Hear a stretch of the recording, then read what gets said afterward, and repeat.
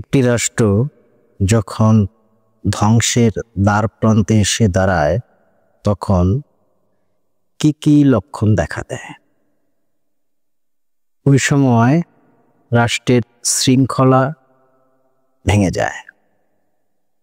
শৃঙ্খলা হচ্ছে আপনাকে সাধারণ জনগণ হিসেবে আইন দণ্ডবিধিকে মানতে হবে। যখন আইন এবং দণ্ডবিধির শৃঙ্খলাটা ভেঙে যায়, মানে জনগণ না মানার প্র্যাকটিস করে, তখন রাষ্ট্রের শৃঙ্খলা ভেঙে যায়। আর এই শৃঙ্খলা যখন ভেঙে যায় তখন রাষ্ট্র ধ্বংসের দ্বারপ্রান্তে গিয়ে দাঁড়ায়। কারণ বিশৃঙ্খলা করতে করতে এমন পর্যায়ে গিয়ে পৌঁছায় তখন সে রাষ্ট্রকে আর কন্ট্রোল করা যায় না।